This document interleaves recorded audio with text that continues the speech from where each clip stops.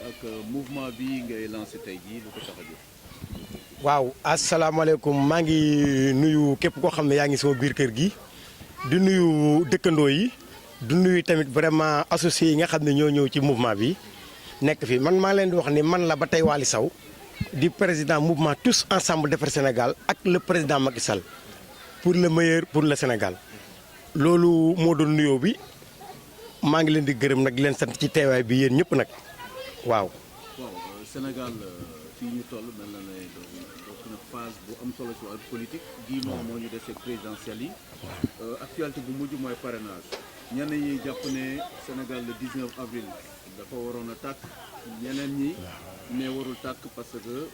président li mu leen woo peut-être gis nañ ci seen bopp ñenn ñee député yi Macky Sall leen fa teg donc li mu bëgg la ñuy def yéen mouvement tous ensemble nan ngeen jàngatee d'abord. waaw loi parrainage. maa ngi jéggalu di leeral sénégalais nii loi parrainage bi defe naa ni du loo sax loo xam ne actualité ba nit ñi war ci taxaw di ci wax ndax vraiment je vois que ni parrainage bi ñoom citoyen Sénégal yi ñoom ñoo doon wax ak le président Macky Sall di wax naan les candidats sont trop ci législatif yi ba mu yegg ba ci leader yi ñu koy kaas ne les candidats sont trop ma gis ni nag su fekkente ni da ngay ñaxtu benn affaire ba sa njiitu réew woo la ci dialogue ne la ñëw leen ngeen toog ñu waxtaan ñoom ñu bañ loolu. wulbati ko président Macky Sall jël ay décision taxaw ne day def parrainage bi juste pour dimbali Sénégal la parce que man dama yaakaar ni bu ngeen seetoo nit ñi foog ñu leeral leen mu li leen war leeral mooy ëpp candidat man tey su Waly Sow su meree fippu taxaw ni parti la créé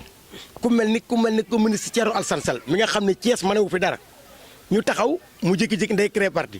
Sonko pël na le ainsi de suite ñeneen ak ñeneen mais loolu bu fekkente ne am na te ñu ne boo dem élection maanaam 65 millions ngay proposé ngay déposé pour sa caution mais après état Sénégal war la accompagner ak 380 millions te boo génnee finalement li ngay def mooy amoo propos ci population bi amoo dara lu dul taxaw di indi ay intox ak di yàq xelu nit ñi ak di yàqal le président loolu defe naa ne citoyens yi il est temps que ñu ñaax leen ci xamal leen décision bi président Macky Sall jël décision bu noble la te bu ñu góoree dëgg ñoom ñi nga xam ne ce sont les futurs présidents kenn parmi ñoom war na ñoo xam ne lii président Macky Sall def ñoom la ko defal Sénégal la ko defal parce que lu mu fi def da koy def bàyyi ko fi après dem yoonam. kon tous ensemble yéen ànd ngeen ci parrainage. tous ensemble déggoo ma tous ensemble defar Sénégal Macky Sall jiitu ci dañuy ànd ci parrainage bi parce que mënumaa ni dëkk bu toll ni Sénégal ñaata millions de Sénégalais tànn benn nit ne moom mooy Sénégal muy le président Macky Sall muy le peuple ba pare taxaw mu jël décision boo xam ne pour njëriñu Sénégalais la man su ma nee tous ensemble defar Sénégal te ànduma ñam Macky Sall kon dama naan damay contradire sama bopp moo tax ma ne je suis tout à fait d'accord ak le président Macky Sall def na ko nag ñoom seen bopp parrainage bi ci la ñu bëggoon profité parce que bu citoyens yi conscient wee war na ñoo xam ne sincèrement parler ñii opposants yi nekk fii ils ne sont pas là pour le peuple ils sont là pour leurs propres intérêts parce que je ne peux pas concevoir ay dirigeants yoo xam ne nañ c'est des futurs dirigeants qui veulent diriger le pays amuñu lan lu ñuy def lu maanaam lu ñaaw lu ñu tax ko ci dara président lu ñaaw lu ne mais defuñu ko le président vert zone rouge bi lañ ko def parce que mooy suñu symbole Afrique lañ ko def Sénégal lañ ko def parce que yàq baaxul man mënuma waaw opposition bi ñu ngi seen rôle parce que ñun dañuy opposé gis lu baaxul ñu ni li baaxul mais yéen ñi jàppale président Macky Sall surtout seen mouvement tous ensemble defar Sénégal ak Macky Sall lan ngeen ko fas yéene jàppale fii si. non ma ni li may njëkk a wax ci opposants yi encore man j'aime bien qu'il y ait des opposants ci dans un pays mais tamit ñu dem dans le bon sens parce que j'aime beaucoup voir man le pays bouger mais dans l'émergence dans le bon sens opposants yi c'est bon d'être opposant mais il faut être un opposant très démocrate très républicain wax naa leen ko de agir en tant que républicain maanaam soo gisee loo xam ne baax na nga indi ci réew mi lu bon nga randal mais ñoom li baax dañ ko bafoué li bon ñu jël ko bu ko tab. yéen lan ngeen fas yéene jàppale président non mi ngi jàppale président Macky Sall mooy ne pas faire de bruit parce que le président dafa dem ba accéder ci la magistrature suprême sans faire de bruit sans injure ni indiscipline du incorrect man ni nag man vraiment un président comme le président Macky Sall soo ko amee da ngay jaar ci tànkam parce que dëkk bi dëkku islam la dëkku jut la dëkk bu baax la dañu jàppale Macky Sall pour yokkute askan wi la parce que tranquillité Macky jox na kilifa diine yi cër Macky jox na kilifa aada yi cër jox na cosaan yi cër jox na ñëpp cër kon donc un président comme ça man dama jàppe il est irremplaçable ces gars nag ñi nga xam ne ñoo ne ci biti sincèrement parler la façon bi ma leen gisee ñu di ko def c'est pas ce qui arrange le pays parce que Pape Bassirou Diagne l'avait dit yàlla yar ngeen xale yi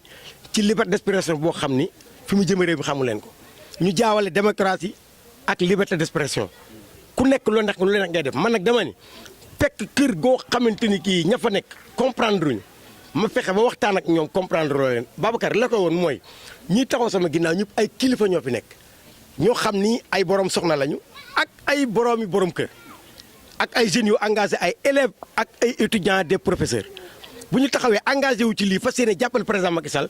parce que xam nañu les jeunes veulent aller directement vers le président mais ils n'ont pas de conducteur. J'ai décidé nag vraiment d'être le conducteur, d'être l'homme du volant pour accompagner leen vers le président Macky Sall pour le plus pour le Sénégal pour ñu jàpp te xam ni le président Macky Sall. man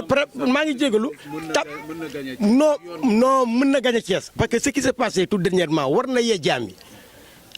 man dama leen wax lu leer maa ngi profité di wax si lii may wax ci président moom laay wax ci waa Y'en a marre par exemple. waa Y'en a marre seen société dafa nekk en faillite mooy société bu mu tuddee CPSE mooy chasseur de primes sénégalais. Ils avaient pris les Sénégalais comme benn arme de guerre pour chasser primes mais maintenant nee naa leen le vieux fusil ne fonctionne pas pareil ak Idriss Seck ak Thierno Alassane parce que ils croient avoir les jeunes Sénégalais comme des armes de guerre comme des rebelles te loolu je félicite la troisième génération qui est là qui est née après l'indépendance ñoo taxaw ñoo màgg tey ñoom ñoo folli Abdoulaye Wade ñoom ñoo war a fal président Macky Sall ils sont conscients parce que barki démb li fi xew géy ngeen ko mënuma concevoir un chef de parti nga mën a taxaw ne vraiment man mii damaa jóg pour jàppale sama réew damaa bëgg a jàpp nga ne les investisseurs bëgguñu bruit dans le Sénégal nga def ay bruit yow tey allé à Dakar tôt yow ak ñi nga àndal des vauriens je veux dire ñëw taxaw parce que maa ngi jégalu si des vauriens parce que nit ku baax du yëngal dëkk ñëw taxaw jox sa bopp état fajar teel defe ni téye comme avant téye influent ba tey boo joxe sa bopp état force de rôle téye la am lu ñu la def les Sénégalais vont se rebeller alors c'est tout à fait le contraire les Sénégalais ont maintenant la conscience tranquille la conscience sur leur poitrine xam nañ ni ñoom adduna bruit doxalu ko. jum nañ ci boobu. man sama laaj mooy lan. waaw da nga ne Macky Sall mën na gagné Thiès. waaw mais ba léegi mi ngi siy jéem 2012. ba léegi waaw mënul gagné pourtant am na lu ëpp téeméeri doomu Thiès yoo xam ne jox na leen ay postes. waaw foofu tamit je profite de cette occasion pour wax erreur boobu mooy Macky Sall benn affaire laa koy wax mooy les leaders Thiès nañ dégg li ma leen wax te ku ko dégg dëkk Dakar présidence fu nañ ko jégal président Macky Sall instant bi gars yi koy il est trop arnaqué à Thiès wax naa leen ko ñun on n'a pas besoin de businessman pour refaire notre ville on n'a pas besoin de businessman pour refaire notre pays dama ne la Thiès ñi fi nga xam ne ñoom la président Macky Sall ñëw président Macky Sall xamul dara d'après les renseignements ak ñeneen parce que pour ne ma ne il est mal renseigné parce que ñeneen ak nit koo xam da nga koy xam ci koñ il n'est pas influent il ne connaît même pas les membres de son quartier qu'il est à Dakar on ne peut pas rester 10 ans nga def ko Dakar di dem samedi ba samedi ngay ñëw bëgg a am électorat c'est impossible des gars yoo xam ne bu leen niñ jibee ñu làqatu c'est impossible Thiès ab liggéey bi mooy ñu ñëw wala président Macky Sall il est sur ses réalisations mais il les demande toujours de se mettre sur le terrain pour assister ñu socialement parce que les gens sont fatigués te le président Macky Sall xam na li askan wi dund parce que durant sa campagne il est allé au faux fin du pays gis na ay nit ñi du lekk ñu dul naan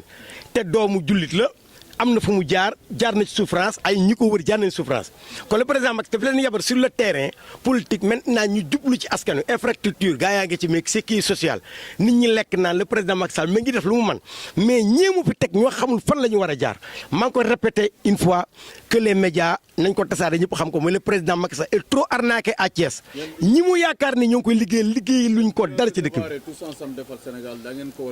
non on sait très bien là où passer parce que nee naa la solution pour Thiès c'est la jeunesse bi sont conscients la jeunesse a besoin d'un emploi la jeunesse a besoin de, par exemple d'être soutenu ñu conseiller leen ñu dem parce que tamit aussi loolu la ñuy laaj président Macky Sall nee naa ba tey les Thiessois ne sont pas du tout contre le président Macky Sall peut-être ils ne sont pas du tout associés gars yi jegewuñu leen boolewuñu leen ci mbiru askan wi boo demee R100 am na représentant fu ne am na représentant ñun nag mouvement bi li ñuy fexe mooy fépp boo xam ne leader politique tege na fa te sa waa koñ boobu mënoo ñoom dara jeunes yi parce que jeunes yi xaalis téewu leen mais da nga ñëw wax ak ñoom delloo leen parce que les jeunes Thiessois sur les Sénégalais ne se retrouvent plus léegi citoyenneté boo ci loolu ne xamal ko yow yaay kan ak lii mooy lan nan nga war a doxee ba jàppale sa président parce que lu mu fi def da ko fi bàyyi kuy ñëw continuer bañ a déglu ay intox ak yooyu je crois bien que ni le président Macky Sall bu defoon loolu tey jaar fi mu war a jaar barki Mouhamadou Rasoulaye du man kese y a des engagés mais ils sont trop écartés par les chasseurs de primes Thiessois. deuxième mandat bu président Macky Sall au premier tour. deuxième mandat xam nga dama gën koo gëm conscience sénégalais yi nu mu demee nii parce que y a plus de rébellion gosses yi ñu ngi suivre les presse les vrais médias ñu ngi koy suivre parce que médias yi fi nekk yëpp ils sont là pour les Sénégalais. ils sont là pour les Sénégalais du ku nekk looy wax ñu génne ko mais dañuy xool li nga xam ne am na rentabilité pour dëkk bi bañ a génnee ay injustices yooyu Sénégalais sont conscients ñoo ngi suivre de près les réalisations du président Macky Sall à travers nee naa la Babacar tapé naa benn diplôme mi ngi au marché naa ko wane net bi après naa leen ko jox yéen ngeen parce que nee naa leen man maa parti diplôme Macky Sall nommé ko le meilleur des présidents de notre République le Sénégal depuis l'indépendance parce que sa générosité ak noppeem à travers nit ñi ak yar ak tegginam li Macky Sall di def ci dëkk bi wax dëgg yàlla man kay damay profité de benn affaire mosu leen a gis par exemple depuis que le Sénégal est Sénégal benn état bu tegu jël benn doomu Thiès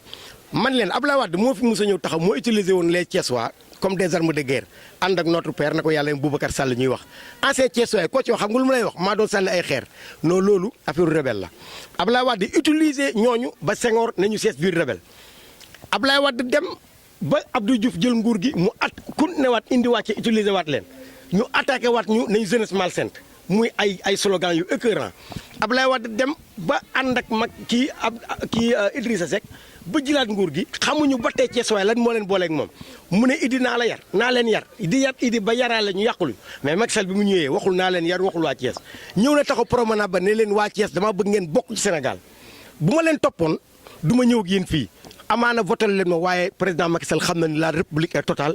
il est là pour la république parce que parti bu tudd alliance pour la république te mi ngi ko jëfee nag yi ñuy wax Macky Sall yëpp barki Sëñ Tuubaa c'est le plus compétent des compétents moo leen gën a cursus politique am boo ko xoolee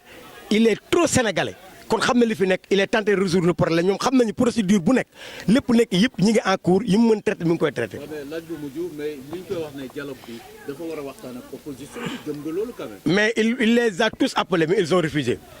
parce que y a un gars boo xam ne peut-être il se croit très influent ñeneen ñi ne c'est pas des leaders